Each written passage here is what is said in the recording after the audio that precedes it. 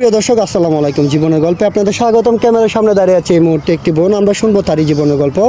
আসসালামু আলাইকুম আপু, কেমন আছেন আপনি? আলহামদুলিল্লাহ, আমি ভালো আছি। আপনি কেমন আছেন? আলহামদুলিল্লাহ আপু, আমি ভালো আছি। তো আপু, আপনার নাম কি, কোথা থেকে এসেছেন? আমার নাম তৃষা, আমি বরিশাল ভোলা থেকে আসছি। বরিশাল ভোলা থেকে এসেছেন। আপনার বয়স কত আপু? 23 বছর বয়স। পড়াশোনা করেছেন? জি, ক্লাস 8 পর্যন্ত পড়ালেখা করেছি। ক্লাস 8 পর্যন্ত, তাই তো? আচ্ছা আপু, আপনার ফ্যামিলিতে কে কে আছে? আমার বাবা, আমার সৎ মা, আমার ছোট দুটো বোন। বাবা, সৎ মা, ছোট দুটা বোন। আপনার আম্মা কি মারা গিয়েছে? হ্যাঁ। আচ্ছা, ঠিক আছে, বুঝতে পেরেছি আপু। তো আপু, আপনি আমাদের ক্যামেরার সামনে কী জন্য আসছেন সেটা একটু বলবেন। আসলে আমি সৎ মার ঘরে বড় হয়েছি, তো খুব কষ্ট করে বড় হয়েছি। তো এই কষ্টগুলো আমি মেনে নিতে পারছি না। তো আমি সিদ্ধান্ত নিয়েছি যে আমি বিয়ে করব। আর এখনকার যে যুগ, এই যুগে কোনো ভালো কোনো ছেলে পাওয়া যায় না, সবাই চিটিং করে।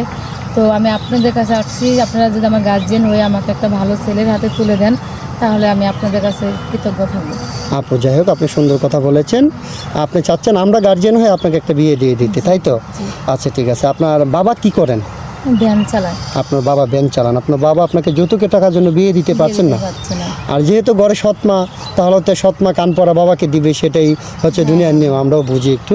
আপনার যেহেতু আসছেন, আমরা বিয়ে শাদী দিয়ে দেবো। আমরা এই ভিডিও পাবলিক করার পরে তো অনেক ভাই চাবে যে আপনাকে বিয়ে শাদী করার জন্য। অনেকের মনে করেন 30, 40, 45, 50 বছর বয়সের লোকে কিন্তু আমাদেরকে ফোন দিয়ে বিয়ে শাদী করার জন্য।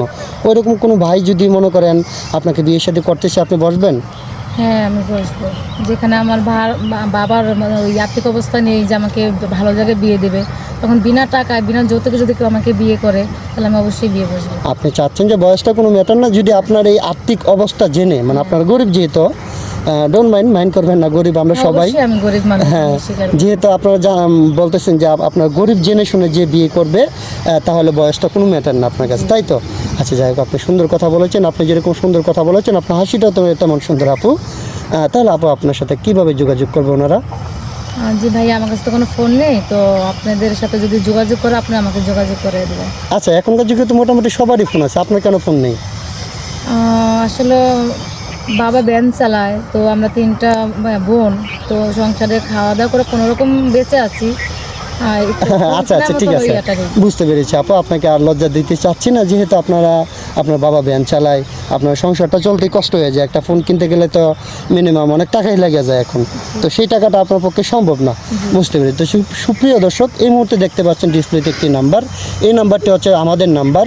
এই নাম্বারে ইমো, হোয়াটসঅ্যাপ খোলা আছে। যদি কোনো ব্যক্তি অথবা কোনো ভাই যদি ওনাকে পছন্দ করে থাকেন, তাহলে এই নাম্বারে ওনার একটা স্ক্রিনশট মেরে পাঠিয়ে দেবেন। কেউ অযথা অডিও কল, ভিডিও কল দেবেন না, ভয়েস করবেন। আমাদের প্রতিনিধিরা আপনাদের সাথে যোগাযোগ করবে। তাহলে আপু, নামাজ কালাম পড়েন তো? নামাজ পড়েন? 5 ওয়াক্ত নামাজ পড়েন? 5 ওয়াক্ত না, একটু মিস যায়, আবার পড়ি। আচ্ছা, ঠিক আছে, সমস্যা নয়, মিস গেলেও। আচ্ছা আপু, বিয়ে শাদী করার পরে আপনি কোথায় ঘুরতে যাওয়ার ইচ্ছা আছে মনে মনে? মনে মনে ওরকম কিছু ভাবি না। আমার হাজবেন্ড যেখানে নিয়ে যাবে, আমি সেখানেই যাব। ওরকম কিছু ভাবছেন না এখনো? আপনার হাজব্যান্ডের সামর্থ্য যে জায়গা আছে সেই জায়গায় যাবেন। আচ্ছা, যাই হোক আপু, আপনি সুন্দর কথা বলেছেন। আচ্ছা, সিঙ্গেল ফ্যামিলি পছন্দ নাকি জয়েন্ট ফ্যামিলি? না, জয়েন্ট ফ্যামিলি ভালো। জয়েন্ট ফ্যামিলি ভালো। জয়েন্ট ফ্যামিলি কিন্তু অনেক রান্না বাড়া করতে হয়। রান্না বাড়া কীরকম পারেন? হ্যাঁ, সৎমার ঘরে যেতে আছি, সব রান্নাই পারি, কারণ আমাকে তো রান্না করতে হয়। ও আচ্ছা, ঠিক আছে আপু। তাহলে ভালো থাকবেন, সুস্থ থাকবেন। আল্লাহ হাফেজ।